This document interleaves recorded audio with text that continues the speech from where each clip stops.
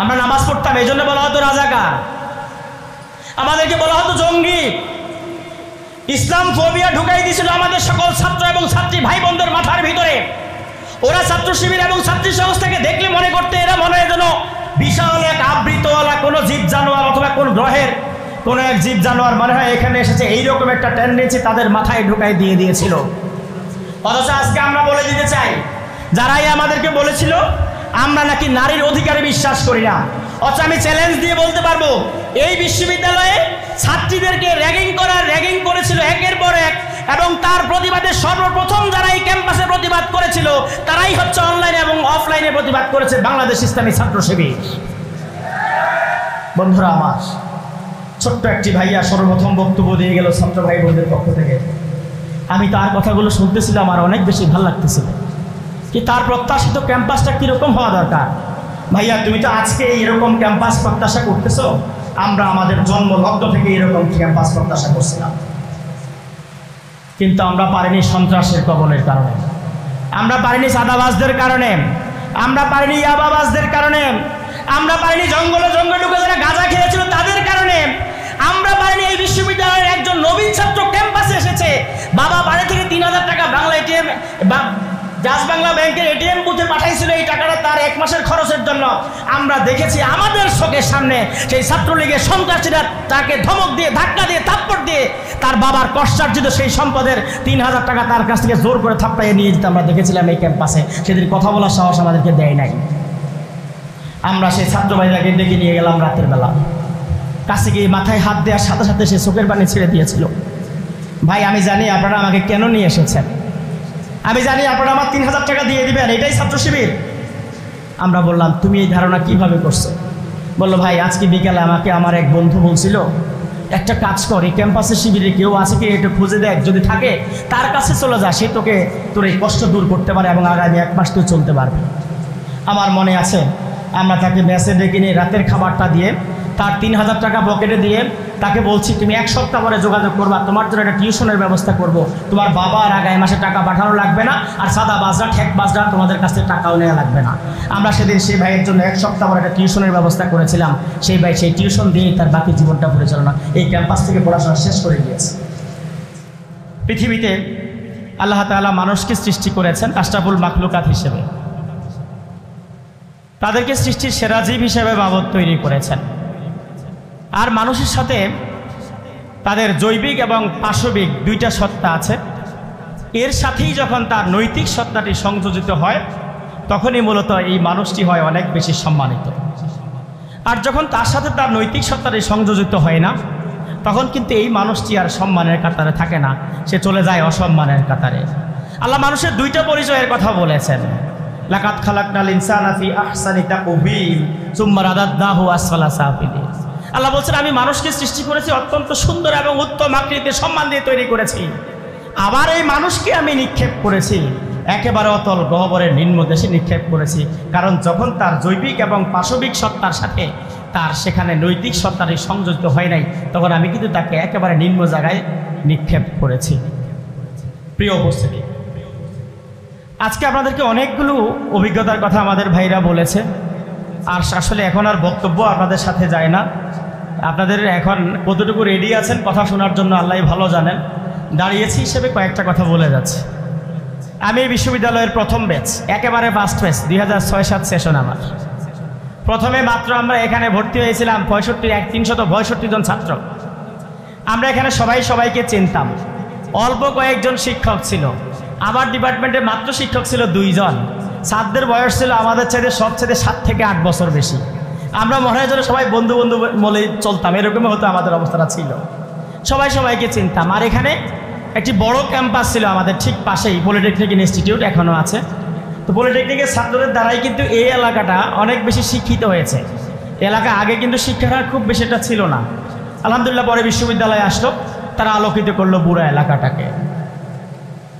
আমার মনে আছে একবার আমরা তো আসলে মেস করে থাকতাম কোটবাড়িতেই ম্যাক্সিমাম টাইম, বিশ্ববিদ্যালয়ে এত ছাত্র ছিল না, থাকতাম পলিটেকনিকের ছাত্রদের সাথেই বেশিরভাগ। ভাইরা আমাদেরকে খুব কাছাকাছি থেকে আমরা যারা ওখানে 3rd ইয়ার ভর্তি আসছিল তারাও আমাদের সমবয়সী ছিল, একসাথে বন্ধু বলেই মনে হয় যেন চলতাম ওদের সাথে। তো একদিন আমার সম্ভবত তখন মাস্টার্সের বছর। তাদের একটা ভাই, তাদের এরকম একটা নবীনবরণ ফার্স্ট ইয়ার আসছিল, তো সেখানে আমি বক্তব্য দিতে গেছিলাম। বক্তব্য দিতে গিয়ে একটা কথা বলছিলাম যে আজকে কিছু ভাই হচ্ছে নবীন আর কিছু প্রবীণ, পড়াশোনা করে এখান থেকে শেষ করে পাশ করে চলে যাচ্ছে। আমরা বিশ্ববিদ্যালয়ে যখন এসেছিলাম তখন দেখছি ওরা ফার্স্ট ইয়ারে ভর্তি হয়েছে আমাদের অনেক পরে, আর আজকে ওরা পাশ করে গিয়ে রেজাল্ট নিয়ে কয়েকদিন পরে চাকরি করবে। তো তখন আমার এক ভাই খুব মজা করেই বলছিল যে ভাই আর কয়েকদিন পরে আমি যখন এই সাঙ্গিনী মোড় দিয়া বউ নিয়ে হাঁটতে হাঁটতে যাব, আপনি তখনও বই নিয়ে বিশ্ববিদ্যালয় ক্যাম্পাসে যাবেন। বুঝছেন কিনা? কারণ হচ্ছে আমি এই কথাটা বলছি এই জন্যেই যে আসলে আমাদের তো ডিউরেশনটা একটু বেশি, ও ডিউরেশনটা একটু কম। আসলে বাস্তবতা আছে, এই একটা দীর্ঘ ডিউরেশন পেয়ে, সময় পেয়ে আমরা কি করতে পেরেছি। আমি দেখেছি এই ক্যাম্পাসে অনেক চিত্র, এই ছোট্ট একটি ক্যাম্পাসের অনেক ইতিহাস আমার এই মস্তিষ্কের মধ্যে, আমাদের সবার মধ্যে এখানে জমা রয়েছে। যে ছেলেটি এই বিশ্ববিদ্যালয়ে ভর্তি হতে এসেছে তার ভর্তির টাকা নেই, গরিব মানুষ, বাবা কৃষকের কাজ করে, একটি পয়সাও তার নাই, ইউনিভার্সিটিতে ভর্তি করাবে না, খুঁজতে খুঁজতে ছাত্র শিবিরকে পেয়েছে আর আমাদের কাছে এসেছিল যে তোমরা কি আমার ছেলেকে ভর্তি করাবে। আমরা বলেছিলাম হ্যাঁ, আপনার ছেলে এখান থেকে ভর্তি না হয়ে যেতে পারবে না, আপনার ছেলেকে এখানে ভর্তি হতেই হবে। আমাদের সেদিন মনে আছে, আমরা আমাদের বড় ভাই এবং আমাদের ঊর্ধ্বতন সংগঠনের কাছ থেকে গিয়ে সেখানে আমরা 10,360 টাকা নিয়ে এসেছিলাম, বাকি টাকা তার কাছে ছিল। ওই ভাইটাকে বিশ্ববিদ্যালয়ে আমরা ভর্তি করিয়েছিলাম আর তাকে বলেছিলাম ভাই তুমি অন্তত আজকে থেকে 5 ওয়াক্ত নামাজ পড়বে, এইটাই তোমার কাছে আমাদের চাওয়া। বিশ্বাস করো, তোমাকে একবারের জন্য আমরা বলবো না এই বিশ্ববিদ্যালয়ে তোমাকে নামাজ পড়তে হবে, এই কথা আমরা কোনোদিন, তোমাকে ছাত্র শিবির করতে হবে এই কথা তোমাকে আমরা কোনোদিন বলবো না, শুধু তোমাকে বলবো তুমি নামাজ পড়ো। ভাগ্যের কি নির্মম পরিহাস, এই ভাইটা বিশ্ববিদ্যালয়ে ভর্তি হলো যাদের সহযোগিতায়, এক পর্যায়ে তাদেরকে ভুলে গিয়ে এই ভাইটি অপসংস্কৃতি এবং অপরাজনীতির সয়লাবে আবদ্ধ হয়ে ধরল বিড়ি, ধরল গাঁজা, ধরল ইয়াবা, এরপরে সন্ত্রাসী পরিচয় নিয়ে বিশ্ববিদ্যালয় থেকে সার্টিফিকেট ছাড়া চলে যেতে বাধ্য হয়েছিল। আমরা সেদিন অনেক বেশি কষ্ট পেয়েছি। গত 2-3 বছর আগে এই ভাইটির সাথে আমার দেখা হয়েছিল বাংলাদেশের কোনো এক জায়গায়। দেখা হওয়ার পরে জড়াই ধরে বলছিল ভাই সেদিনের কথাগুলো, সেদিনের ইউনিভার্সিটির মসজিদের সামনে আপনার দাঁড়িয়ে দাঁড়িয়ে থাকা সেই কথাগুলো এখনও কেন জানি মনে পড়ে। কিন্তু আশ্চর্যের বিষয় হচ্ছে ভাই, সেগুলো সেদিন কথাগুলো বুঝি নাই, আজকে হাড়ে হাড়ে টের পাচ্ছি। বিশ্ববিদ্যালয় পড়ে সবাই অনেকে অনেক কিছু করছে, আর আমি বিশ্ববিদ্যালয় পড়ে সার্টিফিকেটবিহীন এসেছি। আজকে আমি আমার পরিবারে এক অভিশপ্ত ব্যক্তি হিসেবে পরিণত হয়েছি। প্রিয় ভাই এবং বোনেরা, আমাদেরকে মাঝে মাঝে বলা হতো রাজাকার, আমরা নামাজ পড়তাম এই জন্য বলা হতো রাজাকার, আমাদেরকে বলা হতো জঙ্গি। ইসলাম ফোবিয়া ঢুকাই দিয়েছিল আমাদের সকল ছাত্র এবং ছাত্রী ভাই বোনদের মাথার ভিতরে।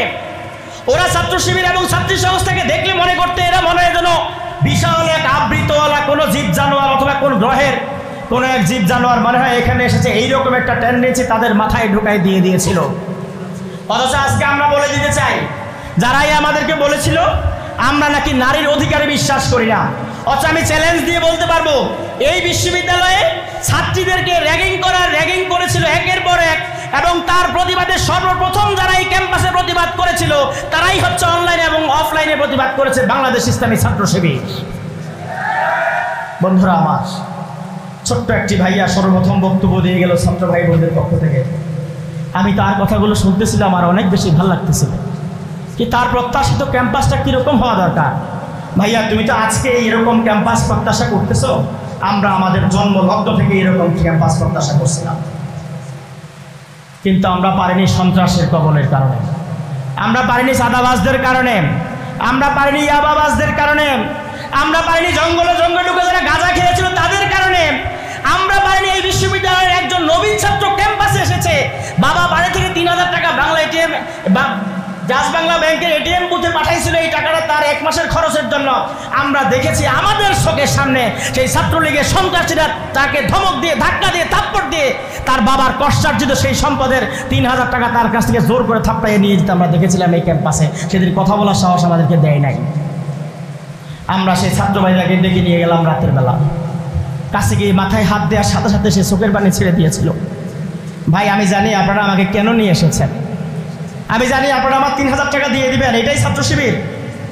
আমরা বললাম তুমি এই ধারণা কিভাবে করছো? বললো ভাই আজকে বিকালে আমাকে আমার এক বন্ধু বলছিল একটা কাজ কর, এই ক্যাম্পাসের শিবিরে কেউ আছে কি একটু খুঁজে দেখ, যদি থাকে তার কাছে চলে যা, সে তোকে তোর এই কষ্ট দূর করতে পারে এবং আগামী 1 মাস তুই চলতে পারবে। আমার মনে আছে আমরা তাকে মেসে ডেকে নিয়ে রাতের খাবারটা দিয়ে তার 3000 টাকা পকেটে দিয়ে তাকে বলছি তুমি 1 সপ্তাহ পরে যোগাযোগ করবা, তোমার জন্য একটা টিউশনের ব্যবস্থা করব, তোমার বাবা আর আগামী মাসে টাকা পাঠানো লাগবে না, আর সাদা বাজরা ঠেক বাজরা তোমাদের কাছে টাকাও নেওয়া লাগবে না। আমরা সেদিন সেই ভাইয়ের জন্য 1 সপ্তাহ পরে একটা টিউশনের ব্যবস্থা করেছিলাম। সেই ভাই সেই টিউশন দিয়েই তার বাকি জীবনটা পরিচালনা এই ক্যাম্পাস থেকে পড়াশোনা শেষ করে গিয়েছে। প্রিয় ভাইরা, আমি আজকে তোমাদেরকে বক্তব্য লম্বা নয়, আমাদের সম্মানিত স্যার চলে এসেছেন, মেহমান এসেছেন, মন চাচ্ছে তোমাদের সামনে অনেক কথা বলি। বিশ্ববিদ্যালয়ে অনেক বছর এই বিশ্ববিদ্যালয়ের সাথে আমার সম্পর্ক, কিন্তু এইরকম পরিবেশে আর কখনো কথা বলতে পারি নাই। বন্ধুরা আমার, আমি শেষ করে দিচ্ছি। ভারতের প্রয়াত কণ্ঠশিল্পী ভূপেন হাজারিকা তার একটি গানে বলেছিলেন, মানুষ যদি সেনা হয় মানুষ, দানব কি হয় কখনো মানুষ? দানব যদি কখনো হয় মানুষ, লজ্জা কি তুমি পাবে না?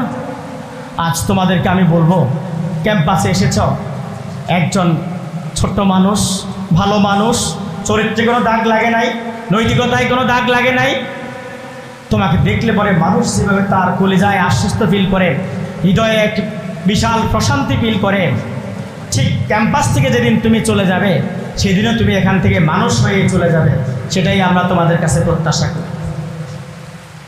আমরা তোমাদের কাছে প্রত্যাশা করি আগামীর বাংলাদেশ বিনির্মাণে ছাত্র জনতা যেভাবে ভূমিকা রেখেছে এবং সামনে রাখবে, লালমাটির পাহাড়ে গেরা এই ছোট্ট এলাকায় কুমিল্লা বিশ্ববিদ্যালয়ের আগামীর ছাত্র নেতৃত্ব গঠনে এবং আগামীর ছাত্র নেতৃত্ব নির্বাচনে তোমাদেরকে অনুরোধ করব, এই ক্যাম্পাসে এমন এক ব্যক্তিদেরকে, এমন এক দলকে, এমন এক গোষ্ঠীকে তোমরা নির্বাচন করবা যারা তোমাদের অধিকার নিয়ে সবসময় সোচ্চার থাকবে।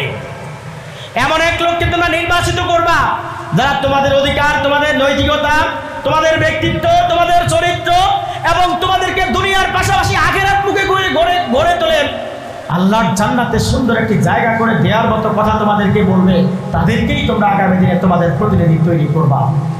সবশেষে হচ্ছে তোমাদেরকে আমরা ধন্যবাদ দিচ্ছি ইসলামী ছাত্র শিবিরের ডাকে আজকে সাড়া দেওয়ার জন্য। ভবিষ্যতেও থাকবে, ভালো মানুষ হয়ে এই ক্যাম্পাসে এসেছ, আবার ভালো মানুষ হয়েই এই ক্যাম্পাস থেকে মা বাবার কোলে ফিরে যাবে এবং দেশ জাতির খেদমত করবে, সেই প্রত্যাশা করে আমি আমার বক্তব্য শেষ করছি। আল্লাহ হাফেজ। আসসালামু আলাইকুম ওয়া রাহমাতুল্লাহ।